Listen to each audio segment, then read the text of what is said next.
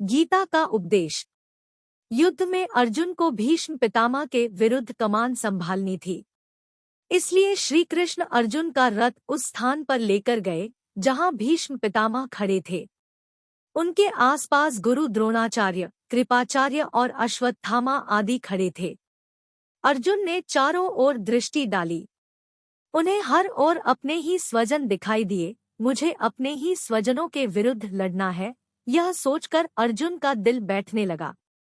वे सोचने लगे, क्या विजय पाने के लिए मुझे पितामह भीष्म, गुरु द्रोण, कृपाचार्य आदि से युद्ध कर इन्हें मारना होगा?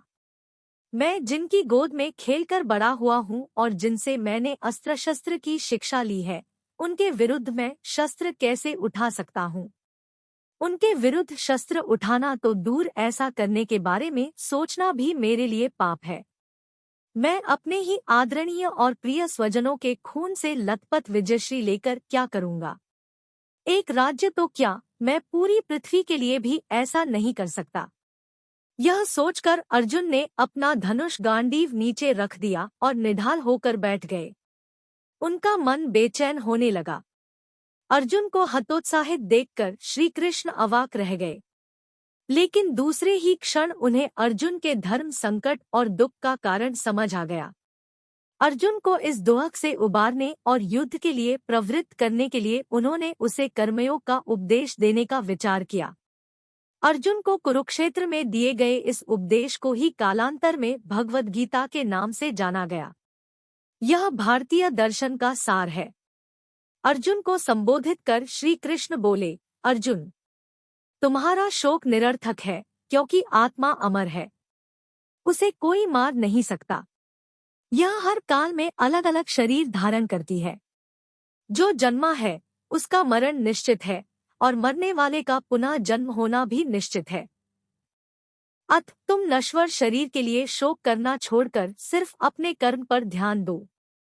तुम कर्म करो और फल की चिंता छोड़ दो। अर्जुन ने अपनी शंकाओं को दूर करने के लिए श्री कृष्ण से कई प्रश्न पूछे और श्री कृष्ण ने कभी सखा बनकर तो कभी मार्गदर्शक बनकर अर्जुन की भी शंकाओं का समाधान किया। फिर अर्जुन ने श्री कृष्ण से पूछा, हे मित्र, तुम कर्म को इतना महत्व दे रहे हो तो कृपया मुझे बताओ कि कर्म क्या है और यह किस तरह महत्वपूर्ण है। श्री कृष्ण ने उत्तर दिया, हर व्यक्ति को अपना कर्म करना होता है और यही उसका अधिकार है।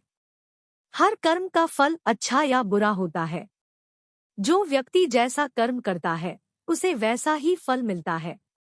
इसके अलावा यह भी जान लो कि फल का अधिकार केवल ईश्वर के पास है।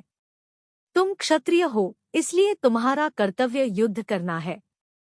युद्ध में दो ही संभावनाएं होंगी, या तो युद्ध करते हुए तुम जीत जाओगे और राज्य सुख का उपभोग करोगे, या फिर तुम युद्ध करते हुए मारे जाते हो तो तुम्हें स्वर्ग प्राप्त होगा।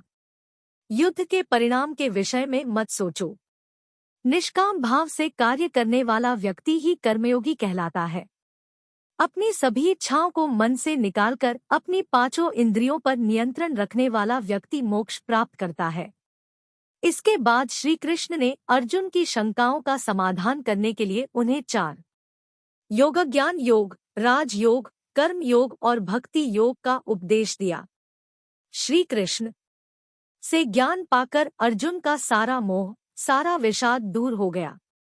उन्होंने श्री कृष्ण से अपने दिव्य स्वरूप के दर्शन देने को कहा। श्री कृष्ण ने अर्जुन को दिव्य ज्योति देते हुए अपने दिव्य स्वरूप के दर्शन दिए।